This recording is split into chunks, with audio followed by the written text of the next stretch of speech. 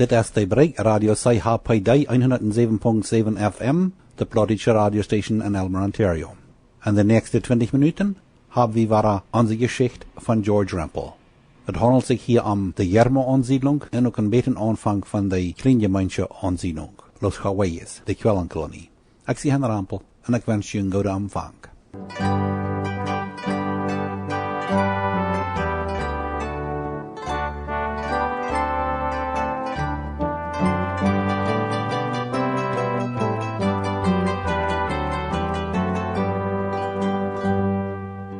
Onze Geschichte. Ditmal fangen wir an zu vertalen von wo Jacob M. Wieb von Neu-Rheinland al 1949 anfängt, no Siedlungsland rum zu suchen, um mit Bewässerung zu formen. En von wo der seine Arbeit bei Jermo Durango mal soll, de tweede mennonitische Tochterkolonie worden. Jacob M. Wieb, der in Chihuahua bekannt wie als einer von den ersten Keismerker, mangte Mennoniten, der fang al 1949 an, in Mexiko rum zu suchen, no passendes Siedlungsland, in so eine Gegenden, wo man mit Bewässerung Ackerwirtschaft treibt. Wieb kreeg immer mehr Anhänger an seinem Bemühen, und als er glaubt, ein geeignetes Fleck Land dicht bei der Station Jermo Durango gefunden zu haben, om met bewässerung zu formen, dann fuhr hij met Ateljemaner Taub dit Land noch ein paar Mal beseinen. Und dat wir, so ist dat al immer jink, wie es dat also neidig an mehr Siedlungsland fehlt, wo sich weit und breit bekannt geworden, dat mennonitische Bürgers Siedlungsland beseinen haben, wat je irgendwie für Bewässerung und dat an dat sehr gefall. Wieb versuchte Gemeindenleiter zu bereden, dass sie sich dort übernehmen sollen, das Bewässerungssiedlungsland zu kaufen. Aber Älteste und Oms sehen an, sie wollen dort unterstützen, wenn eine Gruppe von Brüdern so einen Landhandel privat merken würde, und sie würden andor mit Kirchen und Schulen bedienen. Aber als Gemeinde so einen Landhandel übernehmen, das wollen sie nicht. Und dann wird Wieb bekannt, dass so eine Brüder, die sich für Bewässerungsland interessierten, an einem bestimmten Tag in Neu-Rheinland am Schulhaus kommen können, um dort zu bereden, auf und wo die Brüder mit mehr Siedlungsland verschaffen für Bewässerung wiedergearbeitet haben wollen. Ab diesem kommen wären viele Brüder, die sich für das Jermoland interessierten. Wieb stellte Anwesende dort vor, dass er mit etliche andere Männer einen 13.000 Hektar großen Rancho dicht bei der Station Jermo in Durango all ein paar Mal beseinen hat, und dort die Eigentümer, zwei Brüder, Celso Garza González und Romeo Garza González, die Mennoniten das Fleckland entweder verkaufen wollen oder auch erst mal ab 5 Jahren mit der Option verpachten, dass die Pachter dort irgendwann bijna 5 Jahre oder ein von 5 Jahren kaufen können. Als die Interessenten auf dem Top kommen in Nederland, während das Jermoland mancherlei Frauen gefragt haben und Jacob M. Wieb an geantwortet hat, dann wird die Brüder die Gelegenheit gegeben zu sagen, ob sie dafür sein würden, das Land kurz zu kaufen, oder ob sie dort vielleicht lieber erstmal ab 5 Jahren würden wollen gekauft haben, mit der Bedingung, dass sie dort irgendwann bijna 5 Jahre kaufen würden. Das wird aufgestimmt. Und wie die meisten wählten dafür, das Land mit der Option zu pachten, dass das bijna oder ein von den 5 Pachtjahren gekauft worden wird. Dann wird jeder Bruder die Gelegenheit gegeben, anzugeben, für wie viel Hektar er sich verantwortlich merken will. Als sie mit dem Landabnehmen fertig wären, dann seht Wieb, was hier habe ich diese Arbeit allein getan, aber von hier an will ich einen Partner haben.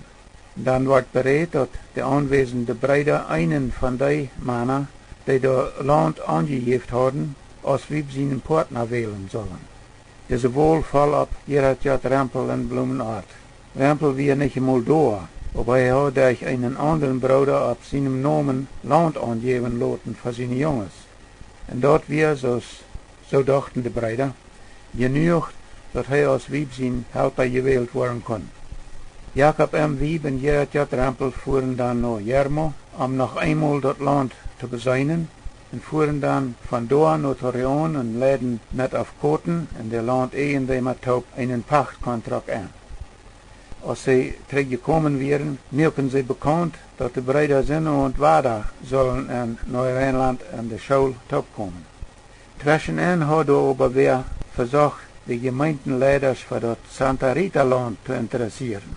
Der Älteste stellt eine Bruderschaft an, Donnerdag vor den Sinnoen gewonnen Jacob M. Wieb und Gerard J. Rempel die Brüder gekriegt haben, den eingeladenen Pachtkontrakt bei Jermo Durango entweder gut zu halten oder aufzusagen, wenn sie nicht damit einverstanden wären. Ab der Bruderschaft am Hofs 1949 versucht ältester Isaac M. Dick, die Brüder dort zu interessieren für das Santa Rita Land Keipen. Und zu dieser Bruderschaft wären noch viele Brüder gekommen, wie es all so neidig an mehr Siedlungsland fehlt. Der älteste stellte Brüder dort fair, dort an das Santa Rita Land angeboten worden wäre. Er versucht an dafür zu interessieren, aber weil es dort Water auf der Nordkolonie so knapp wäre, und noch gar nicht gute Aussichten dafür wären, dass die gute Waterbarms würden zu merken gehen, wären die meisten Brüder nicht sehr interessiert in das Santa Rita Land Keipen. Man glaubt nicht, dass da leichter wurden, wohnen Waterbarms zu merken als auf der Nordkolonie. Gerard J. Rempel und Jacob M. Wieb wären auch auf dieser Bruderschaft. Und mit einmal frug der älteste Rempel, ob er nicht würde wollen, dort mit dem Jermoland wieder Arbeiten abgeben und dann an der steht, daran arbeiten, dass das Santa Rita Land gekauft werden kann. Rempel seine Antwort war, nee, dort kann ich nicht und dort will ich auch nicht. Der Älteste sagt, nicht einmal, wenn ich das haben will. Und Rempel sagt, nee, nicht einmal dann. Ich kann nicht für die Brüder entscheiden, für die wir angestellt sind, das Jermoland zu pachten, ob sie das Jermoland pachten, abgeben wollen und an der steht, daran gearbeitet haben wollen, dass das Santa Rita Land gekauft werden soll. Dort müssen die Brüder selbst entscheiden, nicht ich. Und wir haben diese Brüder zu Sinno und Tup gekriegt, davon zu reden. Und dann, an den Sinno und mögen die Brüder in Neu-Rheinland die Entscheidung, dass ihre gewählte Männer den Pachtkontrakt mit Celso Garza González und Romeo Garza González fertig merken sollen. Anfangs Januar 1950 wird das Kontrakt fertig, nur noch kurz geführt ungefähr so laut als das. Zwischen den Pächter, den Mennoniten von Chihuahua, und den Eigentümer Celso Garza González und Romeo Garza González ist vereinbart worden, dass die Pächter derben ab die Eigentümer ihrem 13.000 Hektar großen Fleck Land 5 Jahre lang wirtschaften, so viel als sie wollen, ohne Pacht aufzugeben. Sie mussten in diesen Jahren aber den Landtax bezahlen. Nur diese 5 freie Pachtjahren mussten die Pächter, wenn sie das Land noch wieder pachten wollen, a.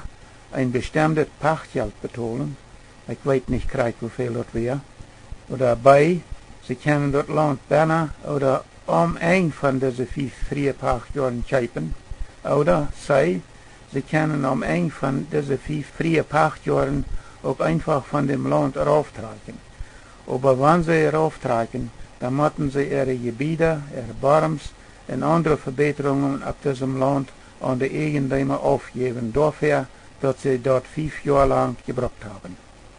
Wenn wir nun beim Zurückchecken oder Zurückdenken über wie viel und wie groß die Schwierigkeiten mit dem Jermoland geworden sind, und dort das doch einhaft muss ganz abgegeben worden, dann sieht mir das so, das wird vielleicht doch besser gewesen sein, wenn das mit dem Jermoland-Pachten all 1949 abgegeben worden wäre, und doch lieber das Santa Rita Land gekauft worden wäre. Dann mir sieht das so, als wenn die Brüder zum großen Teil Krieg da wären nicht dafür wären, das Santa Rita Land zu kaufen, willst du dann gerade so viele von an Jermo interessiert werden. Aber dort nicht interessiert sind an das Santa Rita Land kaufen, dort hat auch ein sehr großer Teil damit zu tun, dass die Waterknappheit auf der Nordkolonie so groß war und dort dann gerade so wenig Aussicht zu sein scheint, dass da wurden gute Waterbarms zu merken gehen. So schwind als das 5-jährige Jarmo-Land Pachtkontrakt im Januar 1950 vordig gemerkt worden war, dann trokken Jacob M. Wieben en aantal andere families op dat gepachte zogenaamde Jarmo-Land op. 2 dorpen worden aangelegd. Dat ene heet Rijnland en dat andere heeft keiner meer behouden of dat überhaupt een naam gehad heeft. Vielleicht is het zo geweest als met Jan India merkje. En men niet vraagt die Mama, wo heet dat 4 of 5-jarige merkje? Como se llama? Dan zegt de Indianer früh, todavía no tiene se llama. Der heeft noch kein se llama. Der heeft noch keinen Namen. Vielleicht ist das auch so, er hat keinen Namen gekriegt.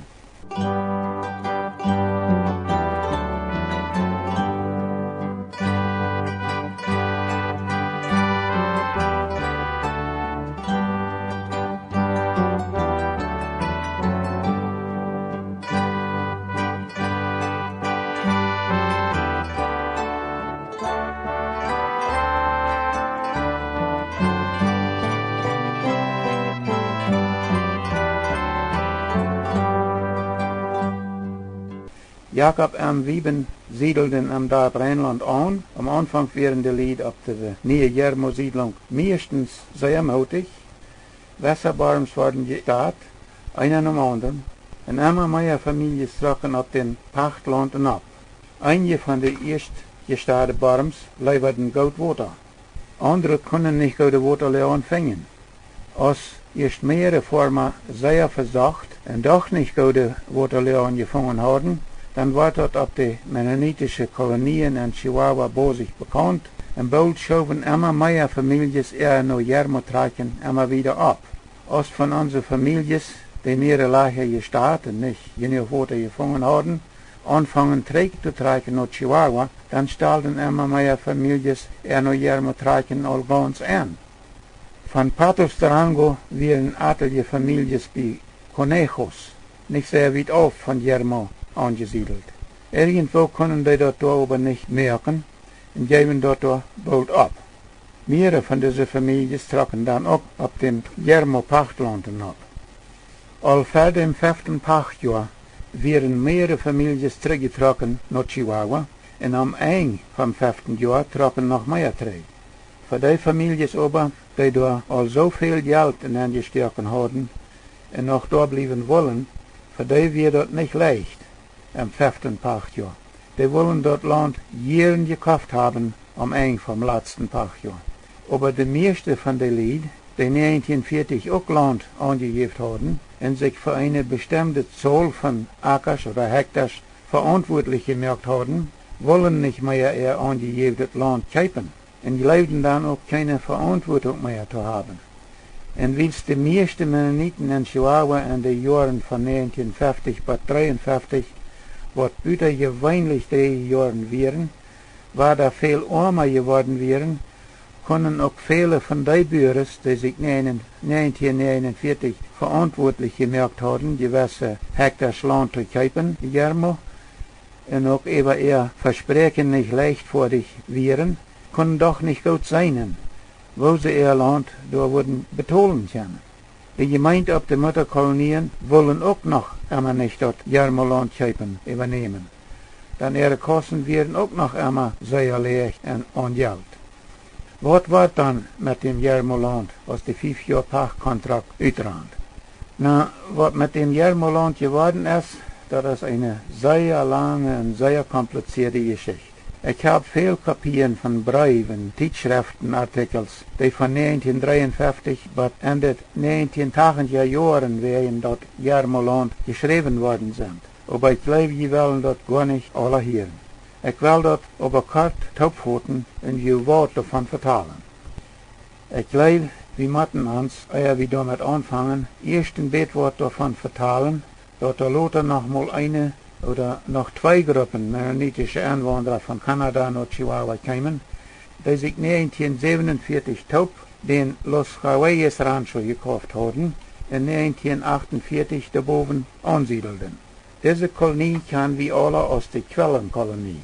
Auf dem nördlichen Teil von diesem Koloniesland und die 300 Nomadarpa siedelten die Kleingemeinde von Manitoba an. En op den siedelden ein en de 250 jaar daarpa siedelden eine nieuwe groep Oud-Kolonia-families, meestens van Saskatchewan, aber ook wat van British Columbia en wat van Manitoba aan. Ik geloof, we moeten van beide groepen wenigstens wat vertalen. Van eine von deze groepen geloof ik moet we ons wat vertalen, eer we de compliceerde Geschichte vertalen van Yermo Durango. Wils, wann wir von der Yermo-Geschichte, besonders von den letzten Jahren am Yermo vertalen worden, dann wollen wir auch viel von der Kleingemeinde vertalen, die 1948, 49 von Manitoba nach Chihuahua trocken.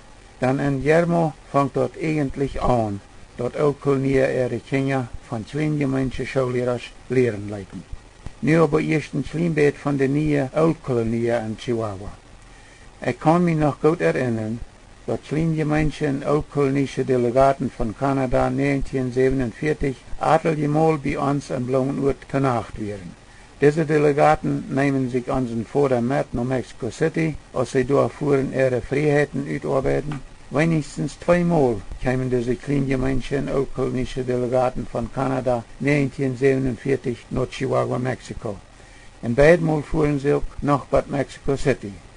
En wanneer ik dat mal recht verstanden habe, dann wordt aan erlaubt, onder dezelfde Freiheiten in Mexico aan te wandelen, die de Mexikanische Präsident Alvaro Obregón de Oud-Kolonische en Sommerfeldsche Mennoniten 1921 gegeven had.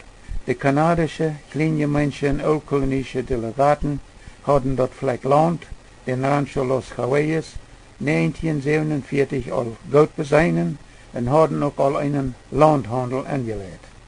Im Januar 1948 kwam nog eine dritte Delegation für die Kleingemeinde in Oud-Kolonia in Kanada nach Chihuahua. Diese besagen noch einmal gut dort Los Cahuillas Land und machen dann einen Handelskontrakt. Wir brechen hier weiter auf für das Mal. Nächstes Mal sagen wir erst, wo die Oud-Kolonia in Kleingemeinde ihr Landhandelskontrakt kort geführt ungefähr lüt, den sie 1948 mirken, als sie taub den Rancho Los Cahuillas kauften. Dann noch ein Beet mehr von den 1948, 49 kanadische, mennonitische Einwanderer in Mexiko. Und dann davon wird mit dem Yermo-Land geworden, als nur dem die Mennoniten der 5 Jahre Pachtkontrakt im Januar 1954 aufrahmen. But next Mal, ich sehe George Rambo.